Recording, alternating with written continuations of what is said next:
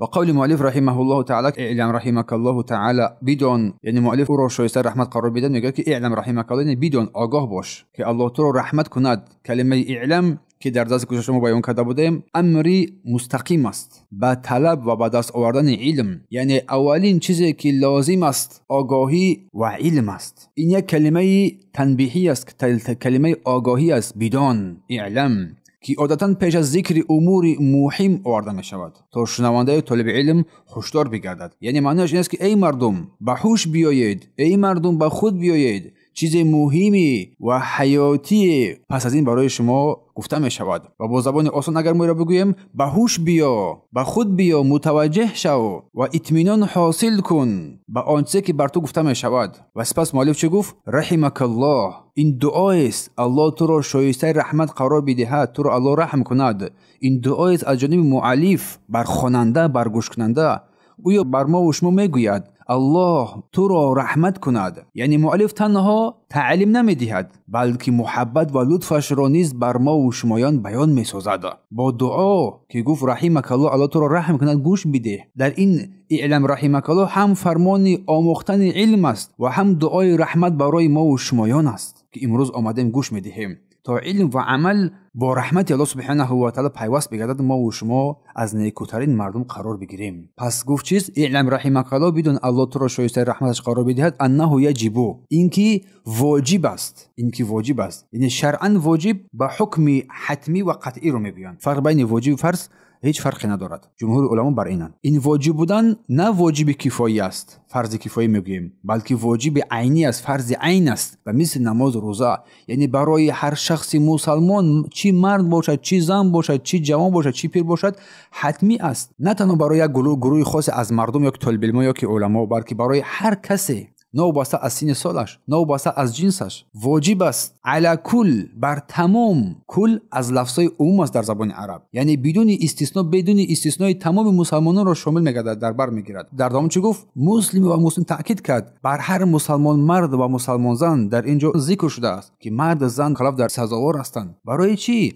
زیرا شاید بعضی ها گمان میکنند که زنان در اینجا سهمی ندارن یا که قابلیت کافی ندارن، یا که علم ندارن، یا که علم نمی‌آموزن، برای آنها لازم است. نه، بلکه زن هم در این برابر است با مردها، در این همه برابر است. مؤلف در اینجا تاکید میکند برای هر دو این برابری آموزش علم واجب است. مسلم آن کس است که کلمه شهادتین به زبان رانده است، لا اله الا الله و محمد رسول الله، با اقرار تام، با قلب، با زبان، با جوارح مضمون و طلبات این کلمه شهادتین را به جا می‌آورد و چیزهایی که اسلامش را باطل می‌سازد از آن نواقض میگن، از آن دوری می‌جوید و نماز می‌گذارد. این را مسلمان میگویند. پس چی فرمود؟ تعلم ثلاث هذه مسائل، یعنی آموزش، آموختن و تعلیم گرفتن این سه مسئله. پس این سه مسئله چی بود است که اینقدر تاکید می‌نماید مؤلف؟ مسائل جمع مسئله است. مسئله از ریشه سوال گرفته، سه سوالی که بعداً می آید.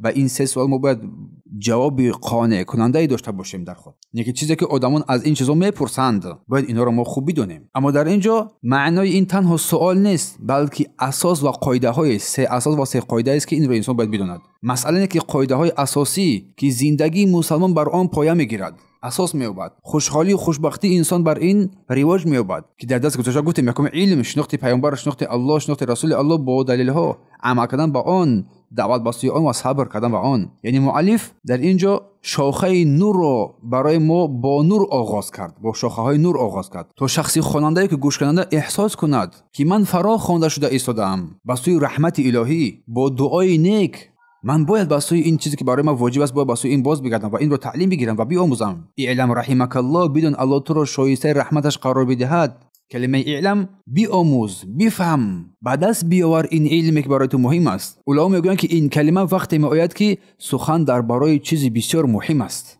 گویا که میگه تو هوشیار باش، باهوش باش، خود رو تیار کن، با دقت باش، با اطمینان بشنو چیزی را که برات مهم است، این رو تو باید بدونی. سپس گفت رحمک الله، الله تو رو رحم کند، هم تعلیم میدهد، هم مهربانی میکند، هم دعا میکند که تو این سه مسئله را بیاموزی و بفهمی و درک نمایی. نه واسه از این که تو خواهر باشی، برادر باشی، خرد باشی، بزرگ باشی، بارک الله فیکم. پس مقصد این سه مسئله قاعده اساسی یا سه رکن بنیادی که اساس دین مسلمان بر آن استوار می شود است. خیلی مهم است. پس مدام که ما فهمیدیم که این سه مسئله سه رکن بنیادی اساس دین مسلمان است و دین مسلمان بر این استوار است، بدون این دین مسلمان نمیتواند، باید ما این رو خوب اندیشه نماییم و خوب بفهمیم.